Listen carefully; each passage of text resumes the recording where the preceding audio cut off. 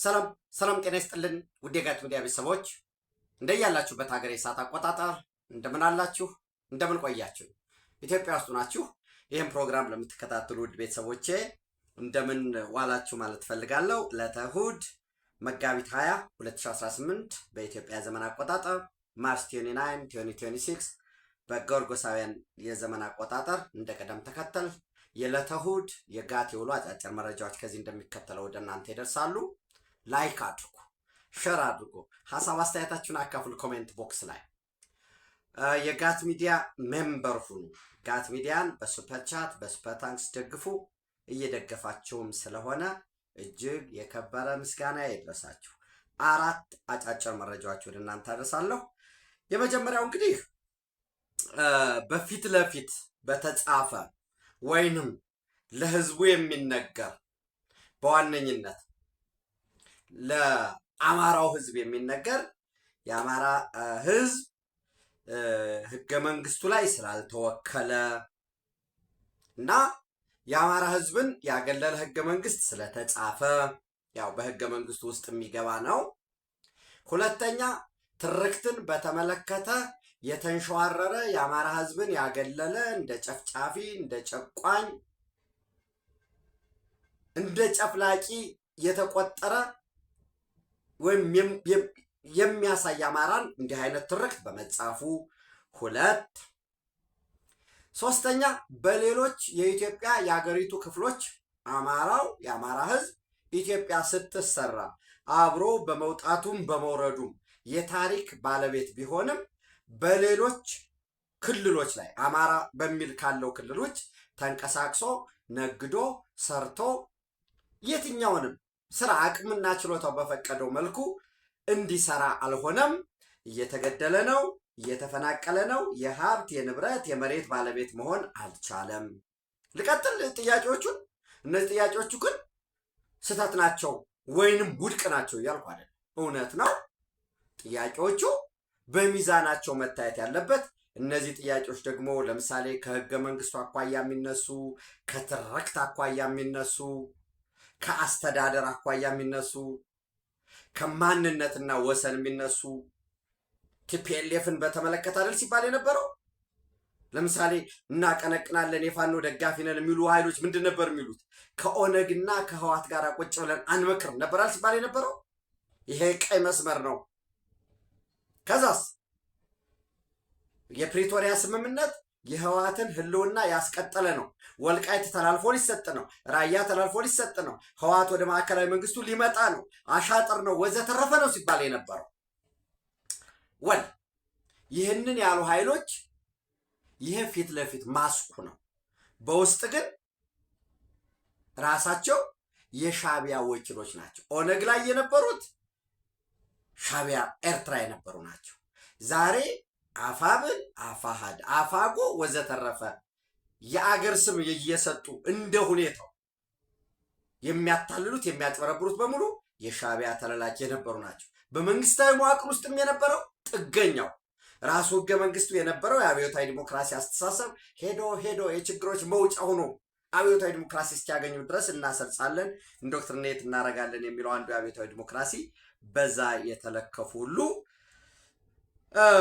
እነዛ ሆነው እንግዲህ ህዝቡን ሲያታለሉ ኑረው ጊዜ የማይገልጸው ነገር የለም። ክብር ለጊዜ ጊዜ ነው። ያጭበረበረ ሁሉ ማስኩ ይወልቃል። ምክንያቱም በዚያ ማስክ ብዙ ጊዜ መነገድም አያስችልም። ማስክ በራሱ ዛሬ ከሻቢያ ጋር አብረን እንሰራለን፣ ከህዋት ጋር አብረን እንሰራለን፣ ከሱዳን ጋር አብረን እንሰራለን። የሶማሊያና የኢትዮጵያ ፖለቲካ ትንሽ እየተንፈራቀቀ ስለሆነ ከሶማሊያም ድጋፍ እናገኛለን። ዝም ብሎ አይደለም። ይህንን ልዩነት ለማስፋት የሚሰሩ ስራዎች አሉ። መሬት ላይ ያለው የኢትዮጵያ መንግስት አቋም ከሶማሊያ ጋር በሱን በመረጃ ወደ እናንተ አደርሳለሁኝ። የተለያዩ አመለካከቶች በዛ ጉዳይ ስላሉ አይ ቲንክ የጋት ሚዲያን ያህልም የሶማሊያን ፖለቲካ በልዩ ትኩረት በተለይ ከደቡብ ምዕራብ ሶማሊያ ክልላዊ መንግስት አንጻር የሰራ ሌላ ምንም አይነት ሚዲያ የለም ብዬ በኮንፊደንስ መናገር ይችላል። እሱን እናያለን።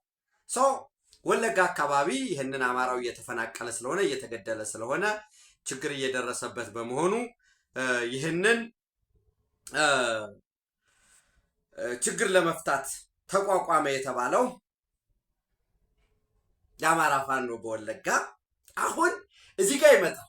እኔ ፕሊስ ኮት አርጉልኝ። አሁን እቺ ተቆርጣ ሌላ ነገር እንዳትባል። እኔ ራሱን የአማራ ፋኖ ብሎ ያደራጀውን የአማራ ጠበቃ ነኝ የሚለው የሻቢያ ምርኩዝ ፋኖና ራሱን የኦሮሞ ህዝብ ጠበቃ ነኝ የሚለው በተመሳሳይ የሻቢያ ፈረስ የሻቢያ ምርኩዝ ኦነግ ሸኔ እንዲዋጉ ፈልጋለሁ እያልኳቸው አይደለም። ግን አንድም ቀን ተዋግተው አያውቁ። አንድም ቀን ለታሪክ ግን ምን ይላል ኦነግ ሸኔ? ምንድነው የሚለው ኦነግ ሸኔ? ፋኖን ወይ ወለጋ ላይ እንቀሳቀሳለሁ የሚለውን ቢዛሙ እዝ ነኝ የሚለውን መግለጫ ሲያወጣ ምን ይላል? ሆን ተብሎ የጦር መሳሪያ እንዲታጠቁ ተደርገው ይላል። የወለጋ ክፍለ ሀገር ፋኖ እዝ ወይም ቢዛሙ የሚባለው ሆን ብሎ የብልጽግና መንግስት የጦር መሳሪያ አስታጥቆ ስልጠና ሰጧቸው የኦሮሞን ህዝብ እያጎሳቆሉ ነው ይላል ኦነግ ሸኔ ሲያወጣ። ከዛስ ፋኖ የፋኖ አፍሌትድ የሆነው ሲያወጣ ኦነግ ሸኔ ማለት እኮ የኦሮሞ ብልጽግና ወይንም ራሱ የብልጽግና የአብይ አህመድ ኮት አርጃለሁ የአብይ አህመድ ሌላኛው ክንፍ ነው ይላሉ። አንድም ቀን ግን ፋኖ ሸኔ ላይ ተኩሶ አያውቅም። ሸኔም ፋኖ ላይ ተኩሶ አያውቅም። ለምሳሌ ደራ ለዚህ በሰሜን ሸዋ በፍቼ በኩል የምትገቡበት ሸኔ መጣ ሲባል እዛ አካባቢ የሚንቀሳቀሰው ፋኖ ይወጣል። ፋኖ እየመጣ ነው ሲባል ሸኔ ይወጣል። ተጠቃቅሰው ነው በተለያየ ማሊያ ለአንድ ዓላማ ነው የሚጫወቱ ለሻቢያ ዘን። በቅርቡ ደግሞ ያው ሻቢያና ህዋት በጋራ ወደ አንድ ሲመጡ ወደ ጽምዶ ብለው ወደ አንድ ሲመጡ ህዋት የተወሰነ ሰይ እንዲኖረው ተደረገ።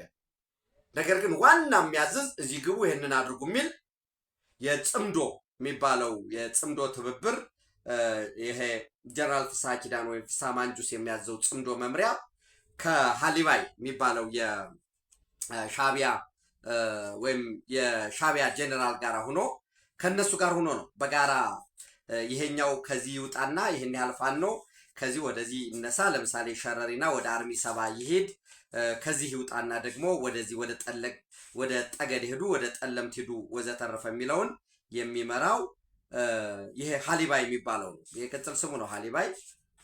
ዋነኛ ስሙ ከዚህ በፊት ወደ እናንተ መረጃውን ስላመጣው እሱን ትክክለኛ ስሙን እንድነግራችሁ በሚል ነው። ኤኒዌይስ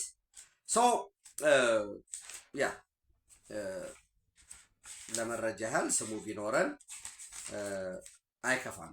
ብርጋዴር ጀነራል ኢዮብ ፍስሐዬ ሃሊባይና ጀነራል አምዶም ገብረሄርም እንዲሁም ብርጋዴር ጀነራል ስምዖን እቁቡ የሚባለው ይሄ ርዕስ ምራ የኮርማ ራስ የሚሉትም በተመሳሳይ ከነ ዘመነ ሽሬ ነው ያለው። እንትን ለምን በዛ ልከው ያሳክሙት ማሞኛል ሲል ነበር አይደል? ተፈራ ሽሬ ነው ያለው። አብሮ ከነሱ ጋር አብሮ እየተንቀሳቀሰ እና ያለው እና አሁን ይህን ትስስር እየሰራ ነው። ዙሮ እንዳልኳችሁ የአማራ ፋኖ ነኝ የሚለው ሸኔን ያስታጠቀው የሚረዳው ብልጽግና ነው ይላል። የኦነግ ሸኔ የኦሮሞ ሕዝብ ጠበቃ ነው የሚለው ሸኔ ፋኖን የሚረዳው ወይም በወለጋም ያለው የትም ቦታ ያለው ሆም ብሎ የአህዳዊ ስርዓት ለማስፈን በወለጋ ያለውን የአማራ ህዝባችንን ለመበደል ብሎ አንድም ቀን ግን ጥይት ተኩሶ አያውቅም። ይታኮሱ እያልኩ አይደለም። በዚህ አጋጣሚ ግን እንዲህ ሁሌና ላለው ሰው በደንብ ነገሩ እንድታዩት በማለት ነው። ዞሮ ዋናው ነገር በዛሬው ዕለት በምስራቅ ወለጋ ዞን ጊዳያና ወረዳ በጣም አምራች አካባቢ ነው። እኔ በአካል አውቀዋለሁ። ወሎየው፣ ጎጃሜው፣ ኦሮሞ ደግሞ በሰፈራ ያሉ ደግሞ ሀረሮች የሚባሉ አሉ። ሀረሮች ጉምዙ አለ። መቼስ ያ አካባቢ ከአመት እስከ አመት የሚመረትበት ምርት የሚታፈስበት አንድ ገበሬ በተሳቢ የሚጭንበት አካባቢ እና ያንን አካባቢ ነው የብጥብጥ የግጭት ቀጠና ያደረጉት። ለምን? አማራና ኦሮሞ እዛ እንዲታኮስ ይፈልጋሉ። ሸኔ በጣም ኃይሉ ሲደክም ለፋኖ ትእዛዝ ሰጠዋል። የተወሰነ ኦሮሞ እንዲገድል ያደርጋል። ይሄውን የኔ ጠበቃችሁ ብልጽግናን ያስታጠቀ የሚል ዘመቻ ይዞ ይመጣል። በተመሳሳይ ቅቡልነት ሲያጣ ፋኖ ጽንፈኛው ኃይል በሸኔ በኩል ሻዕቢያ ትእዛዝ ይሰጥና ይገደላል። ንጹህ አማራ ምንም የማያውቅ በሬዎቹን እየነዳ ቀንበር ተሸክሞ የሚጓዝ ምን እየተከናወነ እንዳለ የማያውቅ ምናልባት ዘርቶ ኮትኩቶ አጭዶ ከምሮ እሷን ወቅቶ ልጆችን አስተምራለሁ ህይወቴን እቀይራለሁ የሚል አገር ተወረረ ና ሲባል የሚዘምት በተመሳሳይ ምንም የማያውቀው ለአገሩ የሚሞተው ንጹህ ኦሮሞም በተመሳሳይ የዚህ የፖለቲካ ሴራ ከዛ ደም ፈሰሰ ከዚህ ደም ፈሰሰ ለጽንፈኛው ለሻዕቢያ ሪፖርት ከማድረግ የዘለለ አንዳች ለህዝብ የቆሙ አይደሉ። ለህዝብ ከቆምክ እንዴት የህዝብ መሰረተ ልማት ታወድማለህ? እንዴት ጤና ኬላዎችን፣ የእንስሳት ጤና ኬላ፣ የጤና ጣቢያዎችን፣ ትምህርት ተቋማት፣ ፖሊስ ተቋማት እንዴት ይህን ታወድማለህ? እንዴት መኪና የህዝብን የመንግስትን መኪና ነዳጅ አርከፍከፈ ቤንዚን አርከፍከፈ ለኩሰት ሄዳል? ይህንን ማገናዘብ ይጠበቅብናል። ኤንዌይስ ህዝብ በሰጠው አስተማማኝ መረጃ በዚህ ምስራቅ ወለጋ ዞን ጊዳያና ወረዳ እንዶዴ ዲቾ ቀበሌ አሊ አካባቢ የሚባል የዚህ የአሊ አንደኛ ደረጃ ትምህርት ቤት ሙሉ ለሙሉ ትምህርት ተዘግቶ በዛ ማዘዣ ጣቢያ ሆኖ የወለጋ ክፍለ ሀገር ፋኖ እዝ ቢዛሞ ተብሎ ነሻለቃ ዳዊት ወልደ ጊዮርጊስ እንግዲህ በጣም የሚያራገውት ያው ቢዛሞ ሲባል ታውቃላችሁ እንደሆነ ሰው ውስጥ እና እዛ ቁጭ ብሎ አርደው ዛሬ ጠዋት ላይ አርደው የበሉ ለጥፋት ስምሪት ሊሰማሩ ዝግጁ እያደረጉ ባሉበት በድሮን እንዲሁም ዋን ዌይ አታክ ወይም ይሄ ካሚካዚ አጥፍቶ ጠፊ OWA ዋን ዌይ አታክ አንዴ ሄዳል። አርቲፊሻል ኢንተለጀንስ አለው ትራክ አርጎ ጋይድር ተደርጎ ቢሄድም እሱን ትራክ አርጎ በዛ አሊ ትምህርት ቤት ላይ ተከማችቶ ከዝኖ የነበረው ሙሉ ለሙሉ የዶጋ መድማል። በተመሳሳይ ሌሎች አካባቢዎችም እዛው ወለጋ ላይ ቅኝት እየተደረገ ነው። ያው እንግዲህ ድል አድርገናል፣ ይህን ተቆጣጥረናል የሚል ነገር ልትሰሙ ትችላላችሁ። ይህንን እንድትወስዱ ለማለት ነው። በተመሳሳይ ታስታውሳላችሁ ጎጃም ውስጥ ጥቃት ይፈጸማል ብያችሁ ነበር። ያው ብዬ ነበር የሚለውን ይሄ አንዳንዴ መመጻደቅም ስለሚመስለኝ አልጠቀመውም። ግን እንዲያው ጋት ሚዲያን ለምትከታተሉ ሰዎች ኦሲንት የሚባል ተጠቅመን ኦሲንት ሌላ አይደለም የኦፕን ሶርስ ኢንተለጀንስ ነው። ኦፕን ሶርስ ኢንተለጀንስ ለመስራት ደግሞ ኦፕን ሶርስ ኢንፎርሜሽን ኦሲንፍ የሚባለውን እሱን ፌስቡክ ላይ የሚጻፍ ቴሌግራም ላይ በዩቲዩብ በመረጃው ላይ ወዘተረፈ አይተን እሱን ደግሞ ትንሽ የአናሊሲስ ስንሰራ ኦሲንት ይሆናል፣ ኦፕን ሶርስ ኢንተለጀንስ። ያን መሰረት አድርገን እንዲሁም የቀደመ ተሞክሮን ወስደን ጎጃም ውስጥ ጥቃት ይፈጸማል። ጥቃት የሚፈጸምባቸው አካባቢዎች ደግሞ አዋሳኝ ከሆኑት ይሄ ሸዋንም ጎንደርን ከሚያዋስኑ አካባቢዎች እያሉ ይሄንን ማርች 24 2026 ከ5 ቀን በፊት የተጫነው ነው። ፕሊስ ወደኋላ ተመልሳችሁ ይዩት ያልተከታተላችሁ ካላችሁ እና በዛ ወቅት የአፋብን ትርምስ፣ የህወሓት ግምገማ፣ የሻዕቢያ ቁጣ፣ የጎጃም አፋብን የኮሪደር ፍለጋ፣ ለጦር መሳሪያ ሽያጭ፣ ከሻዕቢያና ከህወሓት የሚመጣውን መሳሪያ የሚሸጡ እንዳሉ፣ ከሰሞኑ በጎጃም ወረዳዎች ላይ ጥቃት ይፈጸማል። ሌላው ታጣቂ ወደ ጎጃም ገብቶ ጥቃት በሚፈጽምባቸው ኮሪደሮች ላይ በተለይ በነዛ አካባቢዎች ላይ ጥቃት ሊፈጸም ይችላል። በተለይ ቆንዝላና በሊበን በኩል መንገድ እንዲዘጋ የጎጃም ፋኖ ታዝዞ ይሄ ወደ መከላከያ ወደ አለፋ ወረዳ ሻሁራ ከተማ ሲሄድ አልዘጋም።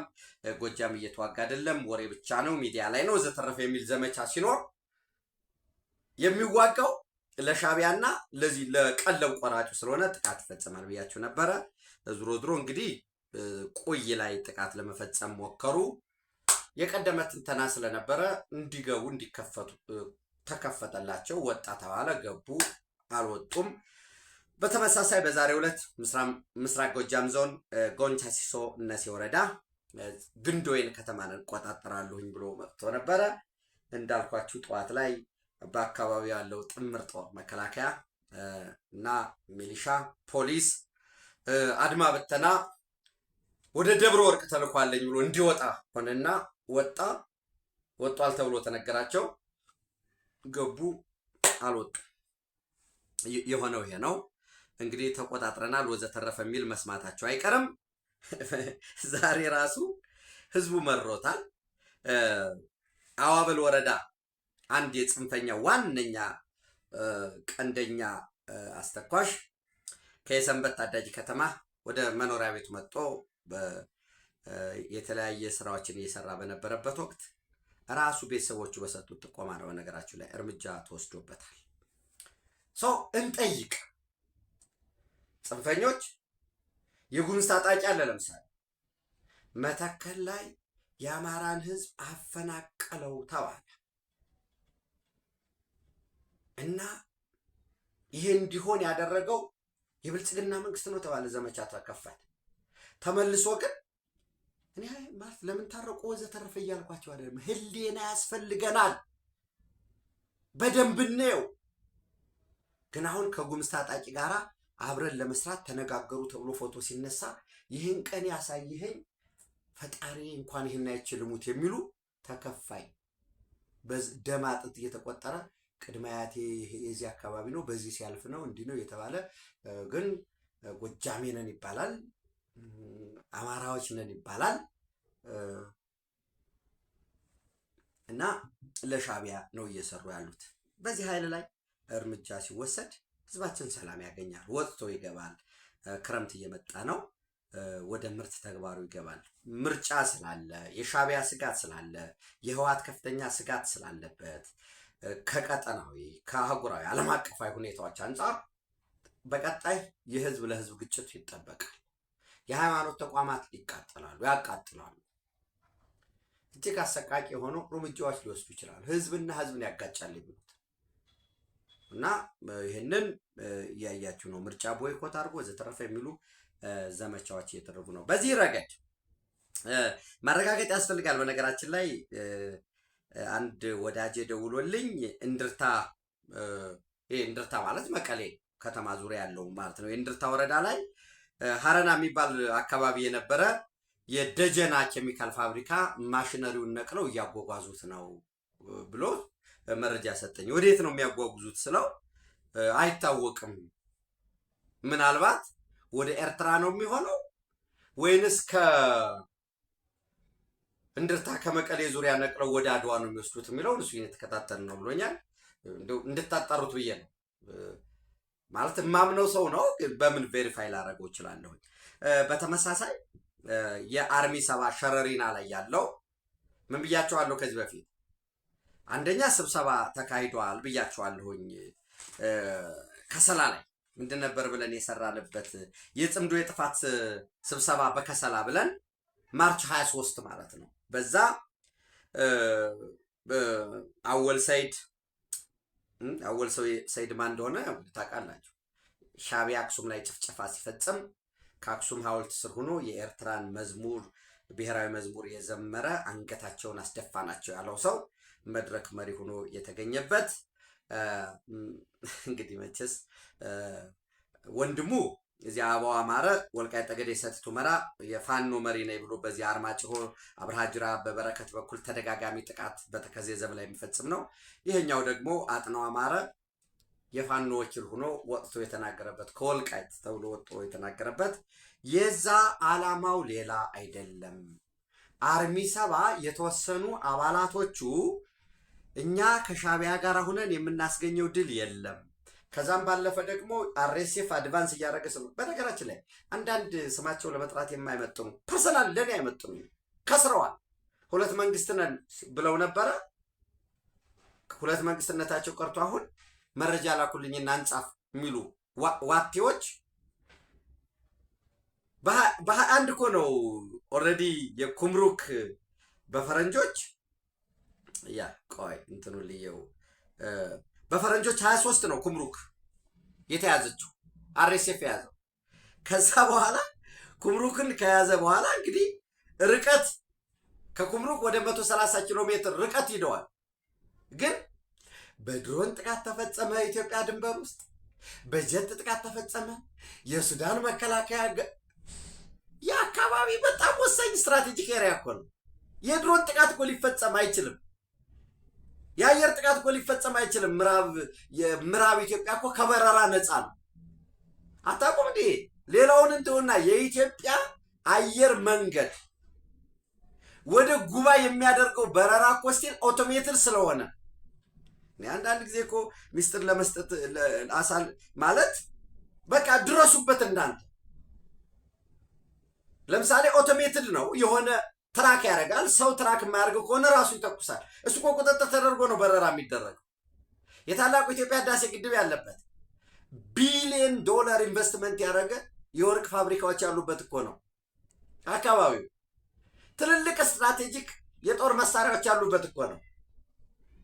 አዲስ አየር ኃይል እየተደራጀ ያለበት አካባቢ እኮ ነው። ያንን ግዙፍ አየር ኃይል መደርደሪያ ወዘተረፈ የኔቪም ስለሆነ ለአርኤስኤፍ ማሰልጠኛ ነው ወዘተረፈ ምናምን ሲሉ የነበሩት እንደዚህ ሆነ። ከቻድ የተነሳ የውጭ ቅጥረኛ ሰራዊት ለአርኤስኤፍ የሚሄድ እኔ አሁን የድንቁርናቸውን መጠን አስቡ። ሱዳን ዳርፉር ማለት ነው ከቻድ ጋር ይዋሰናል። ሙሉ ለሙሉ ከማዕከላዊ መንግስቱ አልቡርሃን ከሚመራው በላይ ሰፊ ግዛት ያለው ማን ነው? ሄሜት የሚመራው ኃይል እኮ ነው። ካርቱምን ተቆጣጥሮ ነበር፣ በኋላ በመልሶ ማጥቃት ለቀቀ እንጂ። ፖርት ሱዳን ላይ ሄዶ እኮ ተንጠልጥሎ የነበረ ነው። አንድ ዞን ላይ ብቻ የነበረ ነው።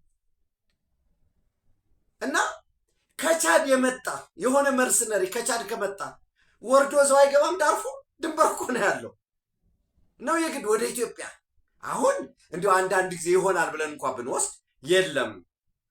ቦሳሶ ላይ ከፑንትላንድ ላይ ለምሳሌ ከዩናይትድ አረብ ኤሚሬት የሚሉትን ይዘን ከዩናይትድ አረብ ኤሚሬት መጣ። ያው ማፕ እንግዲህ ወደፊት ሲኖር እናያለን። ከዩናይትድ አረብ ኤሚሬት መጣ ፑንትላንድ ቦሳሶ ፖርት። ኦኬ ከቦሳሶ ፖርት በኬንያ በኩል አድርጎ በደቡብ ሱዳን በረራ ሊኖር አለ መስመር። የለም አንዳንዴ ማፕ ስለሚያደርጉ አይታችሁ ከሆነ በኢትዮጵያ በኩል ወደ ኢትዮጵያ መጣ ወይም ኮንቮይ ተጭኖ ምናምን ብትል ያሳምን። ቻድ የደረሰ የኢትዮጵያ አየር መንገድ ወደ ቦሌ ኢንተርናሽናል ኤርፖርት፣ ከዛ ደግሞ ወደ አሶሳ እና እነዚህ አይነት ቅዠታሞች በቃ ቀቢጸ ተስፋ እንዲሁ ነው ኢትዮጵያ ተተራምሳ እልህ ከስሜት በቃ ስሌት የሚባለው የጠፋባቸው ማቶች ኢትዮጵያ እንደዚህ ሆኖ ግዛቷ ተደፍሮ ድሮን ወደቀው ዘተረፈ ይላል። አንድ ሊሞከር አይችልም። እዛ አካባቢ ያለ ኢሊት ፎርስ አለ በነገራችን ላይ እና እነሱም ያውቁታል። ሱዳን አልቡርሃን አይደለም ክሱን የሚከሰው የኛዎቹ ናቸው። በአስመራ ስታንዳርድ አዲስ ስታንዳርድ የሚባለው በዚያ ይቸከቸካል። ይሄ ማቶ ባለ ሁለተኛ መንግስቱ እሱ ያለቃቅሳል። ከዛ የሆነ ቦታ ላይ ደግሞ ይጻፍና ይሄው ተረጋገጠ ይላል። ለራሱ የጻፈውን ቁራ አምጥተው እና ምንም አዲስ ነገር የለም። በ23 የሆነ ነው ዛሬ 23 ሆኖ ከትናንት በስቲያ እንደሆነ ሲባል ነበር። ወፍ የለም ወዳጅ፣ እንደዛ አይነት የሚባል ነገር የለም። እና አጠቃላይ ቁጥራቸው ዞሮ ወደ ከአርሚ 7 በሸረሪና ላይ ያለው 43 ታጣቂዎች በዛሬው ዕለት በአካባቢው ላለው ለኢትዮጵያ መከላከያ ሰራዊት እጃቸውን ሰጠው ወደ ዲዲአር ይገባሉ ማለት ነው። ወዳጆቻቸው ወንድሞቻቸው ኢትዮጵያውያን አዋሽ አርባሉ እነሱን የሚከላከሉ ይሆናል ማለት ነው። እና ያኔ ወደ ዋናው ነገሬ ስመለስ የከሰላ የተደረገው ዓላማውና ዋናው ነገር በአካባቢው ተፈናቅለው የሚገኙትን ለመመልመል ነው፣ ምልመላ ለማድረግ ነው። ያኔ ከፍተኛ ቁጥር ያለው ኦልሞስት ወደ 700 ገደማ የሚሆን ታጣቂዎች ወይንም የአርሚ 7 ያኔ ህወሓት መግለጫ ወጣበት እንደዚህ በተናጠል እንዲማረግ አይቻልም ምናምን ያለ ወደ 700 ታጣቂ አሁን የዲሞቢላይዜሽን ዲሳን ነው ሪኢንሰርሽን ስልጠና እየወሰዱ ነው ያሉበት። ዛሬም ኦፍ ኮርስ አንድ ልጅ እንግዲህ ቁጥሮች ከተለያዩባቸው ነው አንድ ሰው 43 ነው ያለኛለ፣ አንድ ልጅ 47፣ ሌላ 45 ኤኒዌይስ 40 ፕላስ ታጣቂዎች እጅ ሰጥተዋል። ነገር ግን ከዛ አካባቢ እንዳልኳችሁ በተፈናቃዮች ጣቢያ ላይ በዛ የሚኖሩትን እድሜያቸው ከ14 ዓመት ጀምሮ ያለውን በግዳጅ ይሄ ኡምራ ሁባን ከሚባል የመጠለያ ጣቢያ በነገራችን ላይ በአካባቢው ላሉ ለዩናይትድ ኔሽን ሃየር ኮሚሽን ፎር ሪፊውጂ ሪፖርት ማድረግ ያስፈልጋል። እኛም እንግዲህ ባለን አክሰስ ፐርሰናሊ እናንተም ሪፖርት አድርጉ። የዩኤንኤችሲአር ኢሜል አለ፣ ይጣራ፣ እንደዚህ የሆነ ነው፣ ተፈናቃዮችን አስገድደው ወደ ጦርነት እየወሰዱ ነው ብላችሁ ሪፖርት አድርጉ እና እድሜያቸው ከ13 ጀምሮ እስከ 17 18 ያሉትን ከ60 ዓመት በታች ያሉት ተገደው እንዲሄዱ እየተደረገ ነው። አሸንፈናል፣ ፋኖ ከኛ ጋር ነው፣ ሻቢያ እየረዳን ነው፣ የአልቡርሃን የሰጠን ከባድ ትጥቆች አሉ፣ እናንተ ስትሄዱ መዋጋት አይደለም ወደ የተወሰነ ጥበቃ ነው የምታደርጉት፣ እንደ ዋርድያ ነው የምትሆኑት በሚል እነዚህ ቁጥራቸው ከኡምራ ሁባን ከሚባል የስደተኛ ጣቢያ ወደ በድምሩ ወደ 400 አካባቢ ወደዛ ወስደዋል። በተመሳሳይ የአርሚ 15 ውስጥ ያሉ ክፍለ ጦር ወደ አካባቢው አቅንቷል። በእነ ሀብቴ ወልዴ አስተባባሪነት እንዲሁ በተመሳሳይ ከአማራ ፋኖ ብሔራዊ ንቅናቄ በተለይ በዚህ በአርማጭሆ የነበረው ገሚሱ በዚህ በጠገዴ በኩል ሲሄድ ትናንት ተመታ ያልኳችሁ ነው ማዕከላዊ አርማጭሆ። ሌላው ደግሞ አርሚ 7 እንዲቀላቀል እየተደረገ ነው ያለው ማለት ነው። እነሱ የለም ጀግኖቹ የለም ምንም አያዋጣንም፣ በዚህ መንገድ የትግራይ ህዝብን ጥቅም አናስጠብቅም ብለው የሰላም መንገድን እየመረጡ ነው። ተላላኪው ኃይል ግን አሁንም በዛ ቀጥሏል። በነገራችን ላይ ትግረኛ ለምታዳምጡ ወይንም እንግዲህ በተለያየ መንገድ ለመስማት የምትሞክሩ ሰዎች የቲቢኤስ ቲቪ አይ ቲንክ ትግራይ ብሮድካስት ሰርቪስ ቲቪ ይመስለኛል 82200 ገደማ ሰብስክራይበር ያለው ወደ 2 ሰዓት ገደማ የፈጀ ኢንተርቪው ጀነራል ከበደ ፍቃዱ አድርገዋል እና በዛ ኢንተርቪያቸው ላይ ሻቢያ የበላይ አዛዥ ነው፣ ህዋት ተላላኪ ነው፣ ሻቢያ ምዕራብ ትግራይን ህዋት እንዲቆጣጠር አይፈቅድም። ይሄ በተደጋጋሚ ስንለው የነበረው ማለት ነው። የትግራይ ህዝብና የኤርትራ ህዝብ ተመሳሳይ ነው፣ በታሪክም በባህል በቋንቋም። የህዝብ ለህዝብ ግንኙነቱ ሊበረታታ ሊደገፍ ይገባዋል። አሁን ግን ይሄ ጽምዶ የሚባለው የህዝብ ለህዝብ ግንኙነት ሳይሆን ጦርነትን፣ ክፋትን፣ ብተናን፣ አደጋን የሚያመጣ ነው በሚል አስቀምጠዋል። በመህተ ወይንም ያኔ በሰሜኑ ጦርነት ወቅት ዘረፋ ተፈጽሟል። በገንዘብ ጠቅሰው ወልዲያ ደሴ የተዘረፈ የተከማቸው ወርቅን እና ይህንን የዘረፉ የፈትለ ወርቅ ባለቤት ጨምሮ ከመንግስት ተቋማት ከደሴ ጨምሮ የተወሰዱ ተሽከርካሪዎች አድራሻቸው ጠፍቷል። ተጠያቂነት እንዳይመጣ ቀጣይነት ያለው ግጭት ትርምስ ይፈልጋሉ በሚል ያስቀመጡት አለ። እንዲሁም አሁንም ኮሎኔል ገብረ ዮሐንስ አባተ ወዲ አባተም እንዲሁ የህዋትና የሻቢያ ጥምረት የጥፋት ጥምረት ነው፣ የሻቢያ ወታደራዊ እና የደህንነት አባላት በመቀሌ፣ በአዲግራት፣ በሽረ፣ አክሱም፣ ዛላምበሳ የህዋት ታጣቂ አመራሮችን ወይም የቲዲኤፍ አመራሮችን ይከታተላሉ፣ ይሰልላሉ፣ የሚፈልጉትን ያጠፋሉ ወዘተረፈ ብለው አስቀምጠዋል። የህዝብ ለህዝብ ግንኙነት ሳይሆን የጥፋት የጦርነት የመከራ ጥምረት ነው። የህዋትና የሻቢያ ጥምረት ለትግራይ ህዝብም ለኢትዮጵያ ህዝብም አስፈላጊ አይደለም፣ እርምጃ ሊወሰድ ይገባል ብሏል። ታስታውሳላችሁ እንግዲህ ጀነራል ወዲ አባተ፣ ኮሎኔል ንጉስ ወለጋ፣ ኮሎኔል ወዲ ጉአይ፣ እነ ጀነራል ከበደ ፍቃዱ፣ ጀነራል ተላይ አሸብር፣ ጀነራል ጎሽ ገብረሄር እነኚህ ከህዋት በሰሜኑ ጦርነት ወቅት ከፍተኛ አመራር የነበሩ ናቸው። ራሳቸው ጀነራል ጸድቀን ገብረትንሳኤን ጨምሮ ጀነራል ገብረሄር በየነ አሁን ባህራ መሬት ወይም ነፃ መሬት ላይ ያለው የትግራይ ሰላም ኃይልን የሚያስተባብሩት ወዲያን ጥሩ የሚል ቅጽል ስም ያላቸው፣ ጀነራል ዮሐንስ ገብረ መስቀል በኢትዮጵያ በኩል የሰሜን ጸጥታውን ያስተባበሩ ይመሩ የነበሩ ናቸው። እነኚህ በሙሉ ቲፒኤልኤፍ በአነስተኛ ኪሳራ መወገድ አለበት በሚል አቋም ይዘው እየተንቀሳቀሱ ነው ያሉት። ለኢትዮጵያም ሰላም ሲባል ለትግራይ ህዝባችን ለወገናችንም በቀጣይ ደህንነት ብልጽግና ይህ ኃይል በአነስተኛ ኪሳራ መነቀል መወገድ አለበት የኔም እምነት ነው። እሱን ካልኩኝ ወደ ሶማሊያ ስንሄድ እንደተከታተላችሁት ከሰሞኑ በደቡብ ምዕራብ ሶማሊያ አብዲአዚዝ ላፍታግሪን የሚመሩት ሐሰን ሼክ መሐመድ ዩኒቨርሳል ሰፈሪ ሲስተም ወይንም ዋን ማን ዋን ቮት ሲስተም በዛ መሰረት ነው መሄድ ያለብን። የእሳቸው ስልጣን አሁን አፕሪል 30 ያበቃል። እዚህ አፕሪል 30 የሚያበቃው ስልጣን በህግ መወሰኛ ምክር ቤት ጸድቋል። ህገ መንግስቱን አሻሽለው ለአንድ ዓመት እንዲራዘም አድርገዋል። ለአንድ ዓመት እንዲራዘም አብረዋቸው የሰሩ የሶማሊያ ጀስቲስ ኤንድ ሶሊዳሪቲ ፓርቲ ምክትል ሊቀመንበር የነበሩት አብዲያዚዝ ላፍታግሪን የሳውዝ ዌስት ሶማሊያ ስቴት ፕሬዚደንት ናቸው። እንግዲህ ያው የፖለቲካል ሪፍት ቅራኔ ተነስቶ ከዛ ወጥተው ኢንዳይሬክት ቮት ሲስተም የክላን ተወካዮች ይመጣሉ። ህዝቡ የክላን ተወካዮችን ይመርጣል። የክላን ተወካዮች ደግሞ ተወዳዳሪ ፕሬዚደንቶች መካከል ይመርጣሉ። ትናንት ወደ እናንተ እንዳደረስኩት አብዲያዚዝ ሐሰን መሐመድ ላፍታግሪን በ66 ድምፅ ተፎካካሪያቸውን አብዱላሂ ሀጂ ሐሰንን 13 ድምፅ ያመጡትን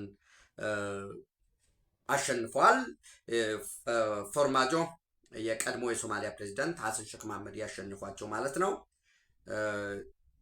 መሐመድ አብዱላሂ ፎርማጆ እንኳን ደስ አለ ብለውታል። የቀድሞ አፈ ጉባኤም በድጋሚ የተመረጠበት ሁኔታ ነው ያለው። የጁባላንድ የፑንትላንድ ፕሬዚደንቶች ደስታቸውን ገልጸዋል። በዚህ ሂደት ታስታውሱ ከነበረ አፍጥር በጅቡቲ ሲባል የፌዴራል ጠቅላይ ሚኒስትር ዶክተር አብይ አህመድ ወደ ጅቡቲ ሄደው ከኢስማኤል ኦመር ጎሌህ እና ከራሳቸው ከሐሰን ሼክ መሐመድ ጋር አፍጥር ሲሳተፉ ምን ብያቸው ነበረ? አንዱ ብዙ ጉዳዮች ነው የተነሱ። የመካከለኛው ምስራቅ ያ ጦርነት የሚያስከትለው ዳፋ እንዴት ነው በጋራ ልንወጣ የሚገባው፣ በቀይ ባህር ጉዳይ ላይ ሊያጋጥም የሚችለው ቀጣይ የሰላም ሁኔታ ምክክር ተደርጓል። የአፍጥሩ ሌላ ጉዳይ። በዛ ወቅት ሐሰን ሼክ መሐመድ አንድ ጥያቄ አቅርቦ ነበር ለፌዴራል ጠቅላይ ሚኒስትር። የሳውዝ ዌስት ሶማሊያ ፕሬዚዳንት አብዲያዚዝ ላፍታግሪንን ማስወገድ እፈልጋለሁኝ፣ ኢትዮጵያ ትተባበረኝ የሚል ጥያቄ አነሱ። ክቡር የፌዴራል ጠቅላይ ሚኒስትር የሰጧቸው ምላሽ ምንድን ነው? እኛ በሶማሊያ የውስጥ ፖለቲካ ጣልቃ አንገባም፣ የትኛውም ወገን ደግፈን፣ የፌዴራል መንግስቱ እናንተንም አንደግፈም፣ የክልላዊ መንግስቱ የሳውዝ ዌስት ሶማሊያ ስቴትን ከአብዲያዚዝ ላፍታግሪን ጋርም በዛ የምንሰራበት ሁኔታ የለም። እኛ በዛ ያለው የኢትዮጵያ ሰራዊት ማዕከላዊ ትዕዛዝ የሚያገኘው ከኢትዮጵያ መንግስት አይደለም። ሰላም እናስከብራለን። ሶማሊያ ያለው የዩናይትድ ኔሽንስ አውሶም አፍሪካ ዩኒየን ሳፖርት ኤንድ ስታቢላይዜሽን ሚሽን አፍሪካ ዩኒየን ትራንዚሽን ሚሽን ኢን ሶማሊያ በሚሰጠው ተግባር መሰረት ነው የሚሰራው። ጣልቃ አንገባም አሏቸው። ፍላጎታቸው ምንድን ነበር? በዛ ሴክተር 3 የኢትዮጵያ መከላከያ ሰራዊት አለ እና ድጋፍ አሳጥቶ ወይንም የኢትዮጵያ መከላከያ ሰራዊት አግዞ እንዲያስወግድ ነው። በውስጥ ጣልቃ ጉዳይ አንገባም። ደግሞ ታስታውሳላችሁ የሳውዝ ዌስት ሶማሊያ ስቴት ያኔ ከሶማሌላንድ ጋር በፈረምንበት ወቅት ለ50 ዓመት ለ10 ዓመት የሚራዘም ሊዝ እና በፕሮቪዥን ለሶማሌላንድ እውቅና ለማግኘት የምታደርገውን ጥረት አብሮ ለመደገፍ አብሮ ለማየት በሚል ስምምነቱ ያለው ግን እውቅና ሰጠችው። የተረፈ ጩኸቱ ሌላ ነበር። በፍጹም ከሌላው ሊወጣ ይችላል፣ የኢትዮጵያ መከላከያ ሰራዊት ግን ከሳውዝ ዌስት ሶማሊያ አይወጣም ብለው ክልላዊ ሰልፍ ያደረጉ ድጋፋቸውን የገለጹ ናቸው። እና እዚህ ሳውዝ ዌስት ሶማሊያ ስቴት ላይ ሰፊ ድንበር ተዋሳይ ስለሆነ ከኢትዮጵያ ጋር ቅርብም ስላለ ምን ይፈልጋል? የግብፅ ሰራዊት እዚህ መምጣት ይፈልጋል። እስካሁን አልመጣም እኮ በ2024 ነው አይደል ገባለሁኝ አለ። እስካሁን አልመጣም። 100 ምናምን የሚሆኑ ሪኮነሰንስ የሚሰሩ የሆነ ሰምሰርቶፍ እናሰለጥናለን የሚሉ አሉ። ሞቃዲሾ ቪላ ሶማሊያ የተደበቁ አንድም አይነት ለሴኩሪቲ ድጋፍ የማይሰጡ እና የክቡር ጠቅላይ ሚኒስትሩ የሰጧቸው መልስ ነው። ትናንት እንዳልኳችሁ እንግዲህ ቡርሃካቦ የምትባል ቦታ ላይ ከሞቃዲሾ 183 ኪሎ ሜትር ከባይዶዋ 64 ኪሎ ሜትር ኃይል እያጠራቀሙ ነው ያሉ። ዩኒቨርሳል ሰፈሪ ኢሌክሽን በፍጹም የሚቋረጥ አይደለም ብለዋል። ትናንትም አንድ መንገድ አስመርቀው ነበር። መንገድ ሲያስመርቁ ያደረጉት ንግግር ዋን ፐርሰን ዋን ቮት ኢሌክሽን ቀጣይነት አለው፣ አብረውን የተስማሙ ነገር ግን ይህንን አናስፈጽም ያሉትም ዋጋ ይከፍላሉ ብለው ዝተዋል። ዛሬ የአፍሪካ ህብረት ኮሚሽን ሊቀመንበር ኤዩ ኮሚሽን ቸርፐርሰን ወደ ንግግር እና ዲስካሌት አድርጎ ሪስትሬንት ያስፈልጋል መታቀብ አለባቸው የሚል ኤዩ ኮሚሽን ቸርማን አዲስ ዲያሎግ ኤንድ ሪስትሬንት ኢን ሶማሊያ ዛሬ ማርች 29 ኤዩ ዌብሳይት ላይ ገብታችሁ ይዩት። በዚህ በሆነበት ሁኔታ ጋርዌ ኦንላይን ይዞ የወጣው ምን ይላል? ዛሬ አሁንም 29 ማርች 26 ላይ ሶማሊያ ፕሬዚደንቱ ፎርማላይዝ ኮምፕሌንትስ አጌንስት ኢትዮጵያ ኢን ብሪፊንግ ዊዝ ዲፕሎማትስ። ዛሬ እንግዲህ የቀረጻ እየተደረገ በሞቃዲሾ የሚገኙ የዓለም አቀፍ የዲፕሎማቲክ ማህበረሰብን ስብሰባ ጠርተዋል ሐሰን ሼክ መሐመድ እና የሶማሊያ መንግስት የገጠመውን የፖለቲካ ሁኔታ፣ የጸጥታ ሁኔታ፣ በድርቅ ጋር ተያይዞ የሚያስፈልገውን ድጋፍ፣ የፋይናንስ ወዘተረፈ እንዲሁም ኢትዮጵያ ከሶማሌላንድ አድሚኒስትሬሽን ጋር ጠንካራ ግንኙነቷን ቀጥላለች፣ ለሳውዝ ዌስት ሶማሊያ ሪጂናል ደግሞ ድጋፍ እየሰጠች ነው የሚል ፎርማል ክስ ያቀርባሉ ነው። እንግዲህ እንዳትረሱ የሶማሊያ ፖለቲካ የውስጥ አደጋ ሲገጥመው ኢትዮጵያ እንዲህ ልታረግህ ነው ብሎ ፖለቲካ ማሰባሰብ፣ ኃይል ማሰባሰብ ይሰራል።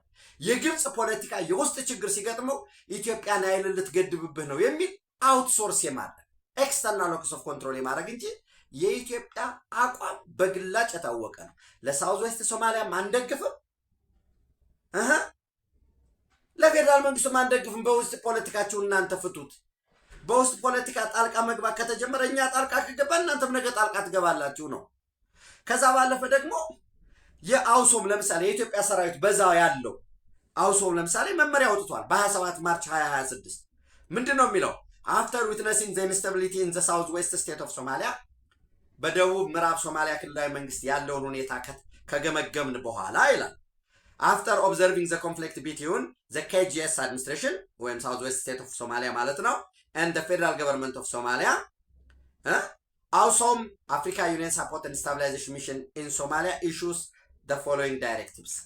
ከዚህ እንደሚከተለው የተቀመጡ አራት መመሪያዎችን በጥብቅ ሊተገበሩ የሚገቡ ዳይሬክቲቭስ አቅጣጫ ወይም ጥብቅ መመሪያዎችን አውርደዋል ይላል። አንድ የትኛውም በአውሶም ሚሽን ውስጥ ያለ የኬንያ ይሁን የኢትዮጵያ የጅቡቲ የብሩንዲ ይሁን የኡጋንዳ ከየትኛውም ሳይድ እንዳይዝ ምንድን ነው የሚለው? የመጀመሪያው AUSOM forces are hereby instructed to refrain from any involvement in the political between KGS and federal government. ፌደራል መንግስቱንም ደግፈ የሳውዝ ዌስት አድሚኒስትሬሽንም ደግፈ ምንም አይነት ኢንቮልቭመንት እንዳይኖር የሚታዘዘው ማን ነው? የኢትዮጵያ ሰራዊት በዚህ ነው የሚታዘዘው። ሁለት troops must maintain strict neutrality and focus solely on security and stability. በደህንነትና በማረጋጋት በሰላም ላይ ሁኔታ እንጂ ምንም አይነት ወገንተኝነት እንዳይታይ ለማንም ለፌደራሉ ይሁን ለሳውዝ ዌስት ክልላዊ መንግስት ወይም ለኬጂኤስ። ሶስት our AUSOM contingent in KGS is directed closely cooperate with ከማን ጋር እንዲተባበሩ? ከፌደራል መንግስቱ ጋር እንዲተባበሩ and the reformist groups working toward peace ሰላም ለማስፈን ከሚፈልጉ ኃይሎች ጋር ከፌደራል መንግስቱ ጋር ተባበር ማለት ይሄኛውን ውጋ ማለት አይደለም። and all measures to escalate political tension must be strictly avoided ይልና አህመድ ኢል ሐሰን ስፔሻል ሪፕሬዘንታቲቭ ኦፍ ዘ ዩናይትድ ኔሽንስ ይላል። ማህተሙ አለ። ቬሪፋይ ለማድረግ ሞከርኩኝ። የአውሶም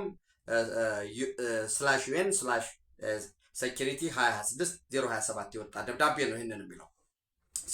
ኢትዮጵያ ገለልተኝነቷን ነው ያደረገችው። ነገር ግን እዛ ባለው በ2024 ሊዋጋ ራስ ካምቦኒ ሄደ። የፌደራል መንግስቱ ሰራዊት ድጋፍ አላገኘም። ራሱ የሶማሊያ ናሽናል አርሚ 60ኛ ክፍለ ጦር የሚባለው ባይዶዋ ያለው ከፌደራል መንግስቱ አጌነስት ነኝ የክልላዊ መንግስቱ ደጋፊ ነኝ ብሏል። በሙሉ የፖለቲካ ፓርቲዎች የሳውዝ ዌስት ሶማሊያ ደጋፊዎች ናቸው። ከስልጣናቸው የለቀቁ ብዙ አሉ። ከፍተኛ የሆነ የፖለቲካል ዲቪዥን ገጥሞታል። የዚህ ገጥሞ ምንድን ነው? ኢትዮጵያ ነች እንዲህ ያደረገች ከሶማሌላንድ ጋር ምን አደረገች? ከኢትዮጵያ ከሶማሌላንድ ጋር ምንም የተለየ ነገር የለም። እና እንግዲህ ማንን ታሸንፋለህ ቢሉት እንደዛ አይነት ነገር ነው። ኤንዌይስ የሚያዋጣቸው አይመስለኝም፣ ግን አብረን እናያለን ማለት ነው። የጋርዌንም እናያለን። ኢትዮጵያ ሚሊተሪ እሱን ውጤቱን የምና ይሆናል። ሌላውን በተመለከተ እንግዲህ የኢራን እስራኤል አሜሪካ ጉዳይ ነው። IRGC በዩናይትድ አረብ ኤሚሬት እና በባህሬን ያሉ የአልሙኒየም ፋብሪካዎችን መምታቱን ገልጿል። ሬዛ ፓህላቪ የመጨረሻው የኢራን የሻህ ንጉስ እንግዲህ ዶናልድ ትራምፕ ሜክ አሜሪካ ግሬት አጌን አለ። አሜሪካን ታላቅ እያደረጉ ነው። እኔ ሜክ ኢራን ግሬት አጌን ብዬ የሲሪየስ አኮርድ አብርሃም አኮርድ እንደሚባለው የሲሪየስ አኮርድ እንዲፈረም አድርጋለሁኝ። ዴስቶ አሜሪካ ከሚል ፕሮስፐርቲ ወይንም ብልጽግና ለአሜሪካ የሚል ለኢራን እውቅና የሚሰጥ በአሜሪካ ኢኮኖሚ ላይ እስከ $1 ትሪሊዮን ድጋፍ የሚያደርግ የአሜሪካ የኢራንን የእስራኤልን አጠቃላይ ግንኙነት የሚያደርግ ስርዓት መሰረታለሁ ለዛ ዝግጁ ነኝ እያሉ ነው። ፓኪስታን በተመሳሳይ የሳውዲ አረቢያ፣ የቱርክ እና የግብፅ ከፍተኛ ዲፕሎማቶችን ኢስላማባድ ላይ በኢራን እስራኤል አሜሪካ ጦርነት ጉዳይ እየመከሩ ነው ያሉት። ተጨማሪ መረጃዎችን ደግሞ ጨምረን በጋት ዕለታዊ ምሽት ወደ እናንተ እንደርሳለን። ኢትዮጵያ በክብር ለዘላለም ትኖር። ታንኪዩ